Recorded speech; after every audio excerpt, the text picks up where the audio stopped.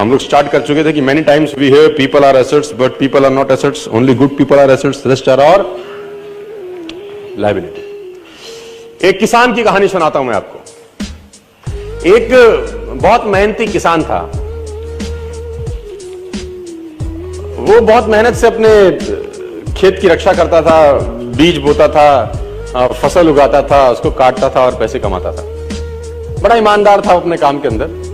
लेकिन अब उसका खेत बहुत बड़ा हो गया, पैसे उसने कमा लिए, तो आसपास का भी जमीन उसने खरीद लिया। अब उसको एक सपोर्ट सिस्टम का जरूरत पड़ा।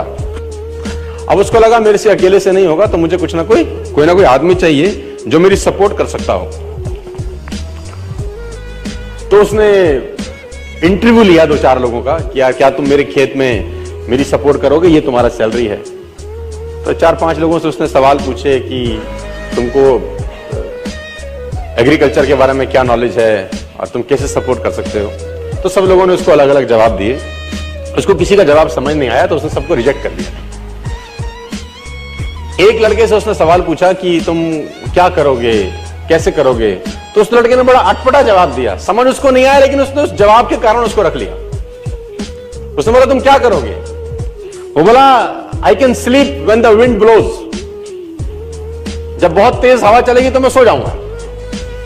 उसको समझ नहीं आया, लेकिन उसने इसके अटपटे जवाब के कारण उसको रख लिया। इसका पता नहीं क्या मतलब है, देखते हैं। अब वो दोनों खेत की रक्षा करने लगे। बढ़िया फर्स्ट क्लास फसल होती थी, काटते थे।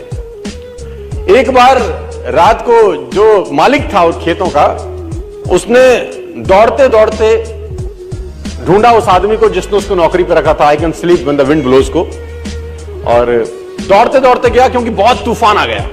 तो उसको लगा यार ये फसल मेरी खराब हो जाएगी और जितने भी जानवर बंधे हुए हैं ये सब इधर उधर भाग जाएंगे। तो फटाफट देखो सो रहा है पागल आदमी इतना तूफान में, तो कम से कम उसको फसल की रक्षा करनी पड़ेगी। ऊपर कुछ डाले, कुछ करे, जानवरों को पकड़े, ये देखे। और वो अंदर गया तो वो आराम से मस्त सो रहा था। उसने बोला उठ, तेरे को पता नहीं कि तेरी नौकरी क्या है। उसने बोला मैंने तो कहा ही था I can sleep when the wind blows. उसने कहा ये पागल बेवकूफ आदमी है, कहां मेरे पल्ले पड़ गया है, मैं खुद ही करता हूं, तो जब तक जागेगा तब तक काम हो जाएगा। वो फटाफट जाके देखा, उसने जितने उसके पशु थे वो फर्स्ट क्लास तरीके से उसने बांध के साइड पे ऑलरेडी रखे हुए थे। जितनी फसल थी उसकी बढ़िया तरीके से उसने चौकीदारी कर रखी थी कि कोई तकलीफ नहीं है। उसने बोला जाके सो जाओ, मैंने काम ऑलरेडी पहले से कर रखा है। I can sleep when the wind blows. उसको समझ में आया, इसका मतलब बड़ा सिंपल ये था कि जब परेशानी आएगी तब काम करने की जरूरत नहीं है, काम हमेशा उससे पहले करके रख लेना चाहिए।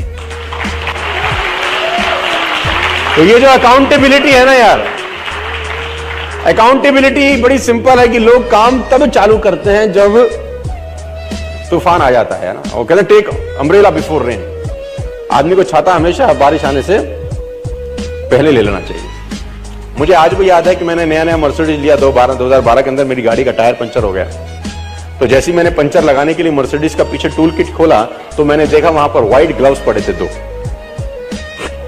मैंने बहुत सारी गाड़ियां चलाई, लेकिन मैंने पहली बार किसी गाड़ी में व्हाइट ग्लव्स देखे। यानी मर्सिडीज को ध्यान था कि अगर इसकी गाड़ी पंचर हो गई और इसने पंचर लगाने की कोशिश की तो इसके हाथ गंदे ना हो। ग्लव्स 50 रुपए के आते हैं, कोई भी गाड़ी रख सकती है, लेकिन रखती नहीं है। यही फर्क है मर्सिडीज में और बाकी सारी कंपनियों में। 50 रुपए के ग्लव्स आते हैं, किसी गाड़ी में नहीं आते।